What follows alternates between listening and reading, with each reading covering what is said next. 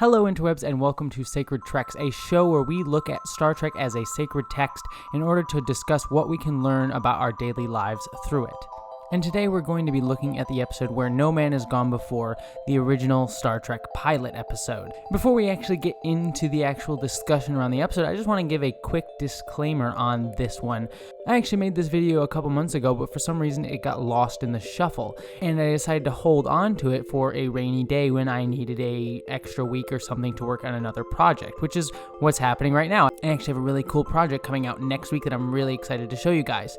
Now, unfortunately, because I made this a few months ago, I've actually improved my style and my discussion quite a bit since I actually made this episode. I am still really proud of it. I think there's a lot of really good stuff to say in it, and I really think you'll enjoy this video quite a lot. But just know that this isn't my typical quality standard for most of my videos. But like I said, I unfortunately have to devote a lot of time to my next upcoming video, so I didn't have a lot of time to reshoot this entire video in and of itself, but I wanted to make sure that it got out there at some point. So with that out of the way, I just hope you enjoy this video, and I hope you enjoy this journey into Sacred Treks. Space, the final frontier. We must strive to be more than we are, Law. It does not matter that we will never reach our ultimate goal. The effort yields its own rewards. It's a matter of interpretation. It may not be what you believe, but that doesn't make it wrong. There are three things to remember about being a starship captain. Keep your shirt tucked in, go down with the ship, and never abandon a member of your crew. The most profound discoveries are not necessarily beyond that next star. They're within us. Your father was captain of a starship for 12 minutes. He saved 800 lives. I dare you to do better. You're a Starfleet captain. You believe in service, sacrifice, compassion, and love.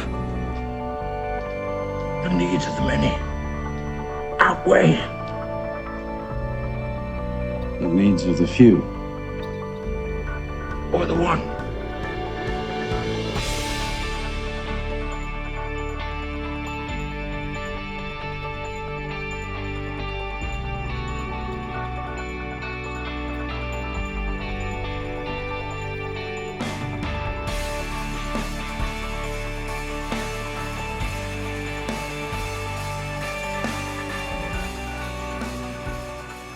Hello interwebs and welcome to Sacred Treks, a show where we talk about Star Trek as if it were a sacred text, or in other words, looking at it for ways to how we can learn to be better humans and better people. For each Sacred Trek, we look at an episode of the franchise through a specific theme. And today we're going to be looking at Where No Man Has Gone Before through the theme of evolution. Some may know this episode as the actual pilot for Star Trek. It was the second pilot produced after The Cage, which was the initial pilot starring Jeffrey Hunter, though, surprisingly enough, this episode didn't air first.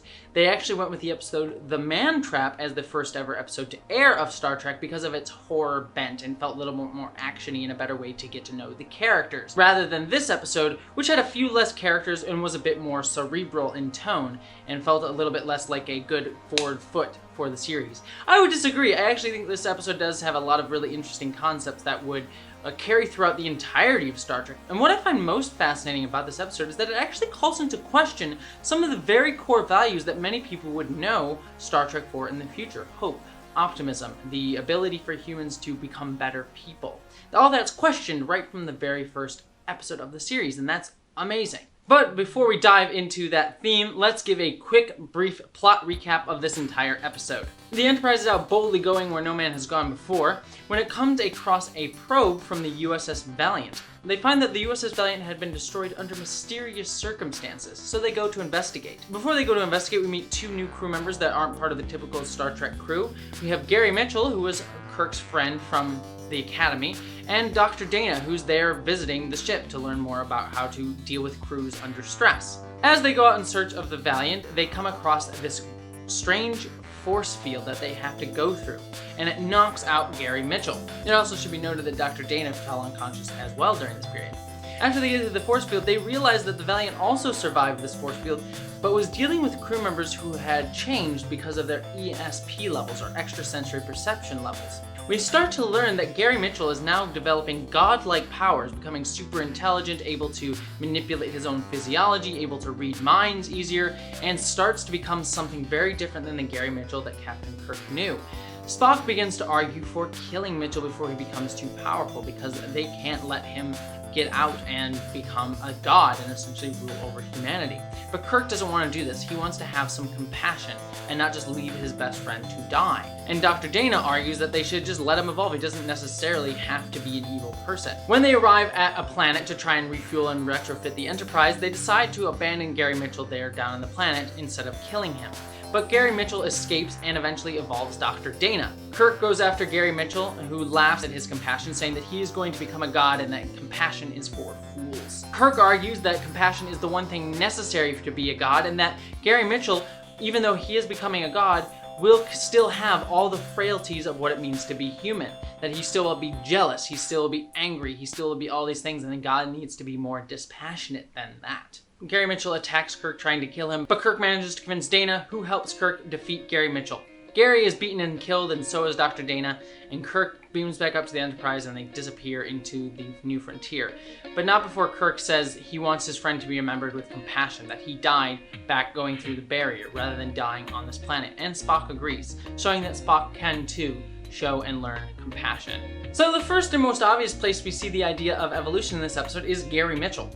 Gary Mitchell is evolving to be something greater, better. He kind of has this egotistical view of himself that he is going to be something better than anyone else. He can read faster, think harder. He can fix problems that other people can't even foresee. And he believes himself to be the next step in human evolution. He believes that he can become a god, that he can create miracles. Men cannot survive of a race of true espers is more. In time, you'll understand that. But the episode has us start to question, is this really evolution? The question comes up several times throughout the episode, but really most distinctly when Kirk shows compassion for his friend. He doesn't want to kill the friend that he's come to know, even though he knows that his friend has changed, that he's mutated into something different. At least act like you've got a heart. I'm talking about Gary. The captain of the Valiant probably felt the same way. And he waited too long to make his decision. Now, Spock argues that they should just kill him outright and have no compassion for Gary Mitchell whatsoever, but Dr. Dana says you should have all the compassion. You should realize that mutation doesn't necessarily mean something different. So we have these two sides of this coin, one that fears change, one that doesn't fear change. And I'm not arguing that Spock fears change in all its forms, but that he does in this moment lack compassion to understand that possibly they might be doing the wrong thing by just killing Mitchell outright. And Dr. Dana is probably being too compassionate by not recognizing some of the danger signs that Gary Mitchell has in the moment. So Kirk is representing this middle ground of trying to be compassionate but understanding that he has to make some decision to stop Gary Mitchell. And Gary Mitchell kind of laughs at this crisis of conscience that Kirk has. He says, You should have killed me while you could, James. Command and compassion is a fool's mixture. But I think it goes to the fact that he really doesn't understand the importance of the choice that Kirk is making. Has he really proven that he's better? Kirk later argues that Gary Mitchell doesn't understand what it means to be a god, that he's joking about compassion. Before long, we'll be where it would have taken mankind millions of years of learning to reach. And what will Mitchell learn on getting there? Will he know what to do with his power? Will he acquire the wisdom? Please go back while you still can. Did you hear him joke about compassion? All else, a god needs compassion! Mitchell! But he believes that Gary Mitchell is not a god because he's still carrying the frailties of humanity, that he hasn't actually evolved. He hasn't actually changed, that yes, knowledge and power are cool and interesting things, but that power doesn't necessarily make you better. You haven't grown as a person.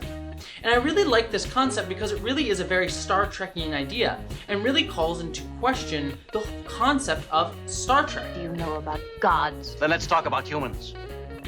About our frailties. As powerful as he gets, he'll still have all that inside him. Go back. You were a psychiatrist once. You know the ugly, savage things we all keep buried that none of us dare expose, but he'll dare. Who's to stop him? He doesn't need to care. be a psychiatrist for 1 minute longer. We tend to have this idea of Star Trek being our better future, that if we just laid aside all the negatives of humanity, that we could build this future for ourselves that was truly amazing and inspiring and allowed us to delight in the difference of humanity and exploration and science. But to do so, we need to cast aside the frailties of humanity in order to actually have an evolution. Yes, we could have more powerful warships, yes, we could have better science, but we're not going to be truly evolve if we don't shed some of the darker aspects of what it means to be human. And I find it fascinating that this was present from the very start of Star Trek, the very first episode produced, quote unquote, besides the cage, that it was really questioning is like, can we be better? Are we able to be better? And I like the idea that even in the 23rd century, we're still grappling with these ideas. That yes, we have grown and evolved, and we tend to view the Federation as this perfect utopian society, but humans aren't perfect. And this episode shows that we still make mistakes. We can also see this evolution within other characters, most notably the character of Spock. Throughout the episode, Spock is shown to be without compassion, to not care, to believe that emotions are lesser than, that they really distract from you. But he sees a few times throughout this episode that emotions actually are beneficial, that they can be worthwhile. We see it in the initial scene between Kirk and Spock, the very first one ever done for the show. And this is a really brilliant scene because it shows to Spock that emotions can actually be beneficial. They don't have to be something that you can just shed and get rid of, but that they can actually change the game. They can improve the outcome. Have I ever mentioned you play a very irritating game of chess, Mr. Spock? Irritating? Ah, yes. One of your Earth emotions.